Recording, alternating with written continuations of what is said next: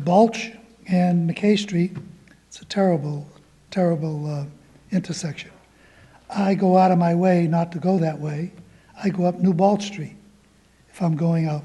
I never go, I shouldn't say never. I try to avoid that at all costs. I don't see anywhere where that is addressed. And I guess the other things, some of these other things that Mr. Marciano is more familiar with, I kind of agree with him. And I first like to say, I think he did a hell of a job doing this. And he put together a great package. I don't know if I'm sure you people have seen it. And it's pretty done very well. That's all I have to say. Thank you. Thank you, Mr. DiPiero. Mr. Marciano, do you have anything new for us? Yes. I don't know if anyone can answer this, but is the Your planning... name and address for the record. Rick Marciano, 141 McKay Street.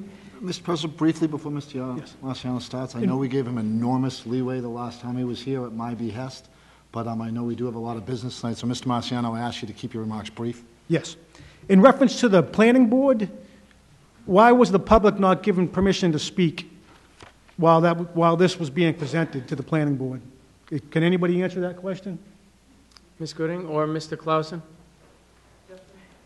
The procedures for the special permit that's before the City Council tonight requires a step where the application and applicant presents before the planning board in a public meeting. It's not a public hearing, whereby the planning board eventually makes a recommendation for the City Council's consideration. So it's because it's not a public hearing. The public hearing's now. Reference to the special permit, the residents have to prove that the traffic will cause undue harm to the neighborhood, basically. Now, I can't read into the future. The neighbors can't read into the future. We can't say what this is going to do. But we're a property valuation. We can't prove it's, we can't come out and prove it's going to go down. But where is the evidence that proves the abutting property's value will increase in value, as was stated by former Councilor Miranda Gooding?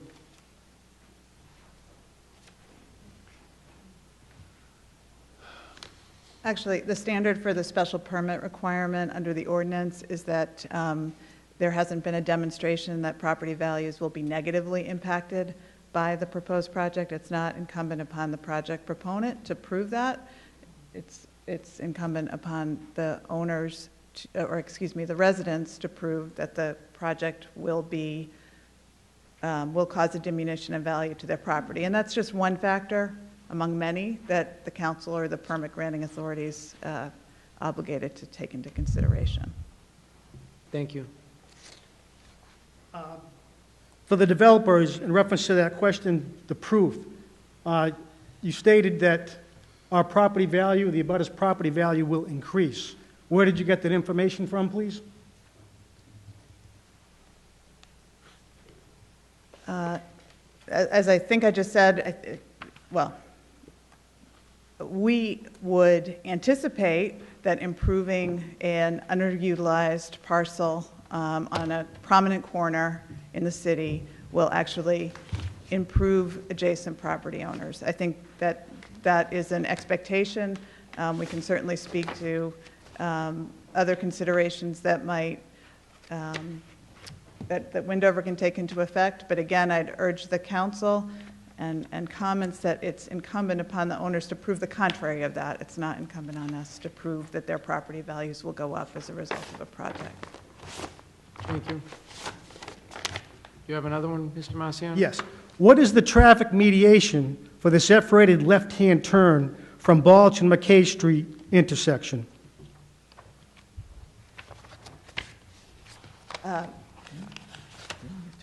On this one, I think it's important to note that the project is actually probably going to assist in current traffic situations there. The existing site had, I believe, Thad, correct me, 3 or 4 curb cuts, which are being reduced to 2 with the new project, with 1 entry on each of McKay and Balch Street, and the Balch Street entry being further away from McKay Street, so that we think that change in and of itself will assist with traffic conditions. Mr. Samasco, do you have one of your drawings that can show some of the people that may have not seen it yet? From the neighbors, if you want to put it up on your easel? And just go, maybe out here, and then just go over it briefly. Whereas we've all seen it, I would focus on members of the public. Thank you. Thank you. So this is the current McKay School. This is McKay Street and Balch Street. As Miranda mentioned, we now will only have 2 curb cuts into the property, and they're as far away from that intersection as they possibly can be. So rather than the one on the corner, and the one here, and the one here, and the one here, there's 2, again, in the furthest most part of the parcel, furthest away from this intersection. So we think that'll really help traffic flow. And while I'm at it, I'll answer the question regarding the parking on this side. A few of the neighbors have spoken to us several times about their concern here. And we have put a privet hedge and a wooden fence along this whole entire line, right, in this location, specifically so that the neighbors would not see cars, parked cars along this way. As you know, there's parked cars, you know, when the site was in use, there's parked cars all over the site. The parking is now restricted to these 2 zones along the street fronts, leaving a lot of open space to the back of the site. Thank you. You have one more, Mr. Marciano? Yes, reference to, what did the traffic study state?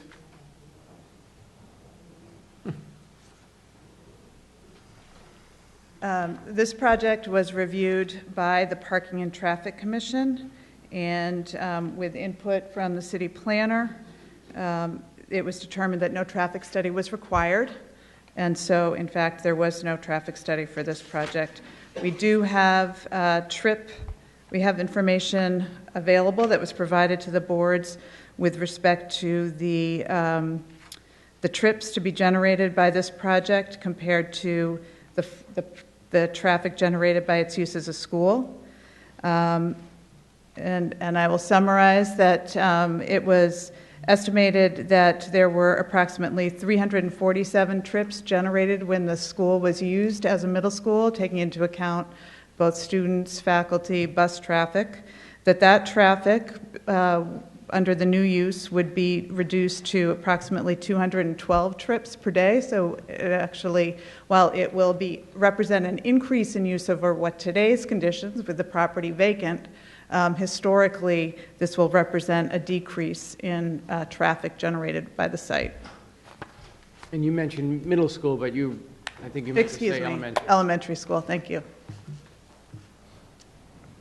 CEA and the Cumming Center, they had to provide extra monies in case in the future they have to put lights in or other type of traffic mediation.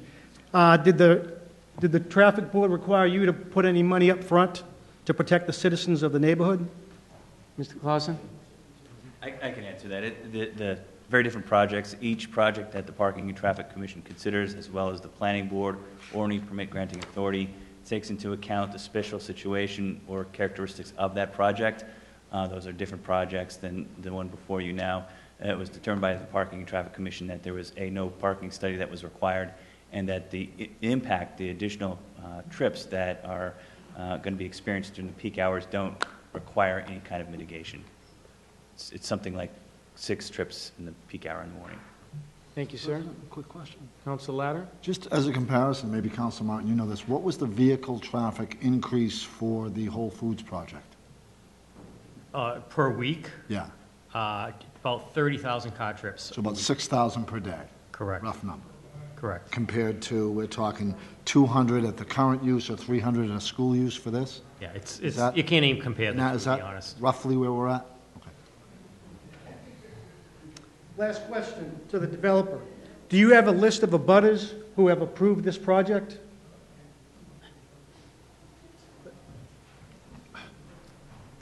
No, we don't. I will say that, as I mentioned earlier, there have been numerous public hearings, and I recognize, and I'm sorry I forget your last name, sir, but I recognize you and your wife who attended the Historic Commission meeting, as well as the Planning Board meeting. and Mr. Marciano were the only people in attendance at the other public meetings that I'm aware of, and I'm sorry if I missed anybody. I'm sorry if I misstated that. On some of the projects, what the developers do is they go around to the neighbors, and even the neighbors do, if they're going to do something in their yard, and they want to change something in their yards, they get the neighbors to sign off on a piece of paper that they're approving this specific project. That's what I was asking, if anybody actually signed. Okay, thank you. Thank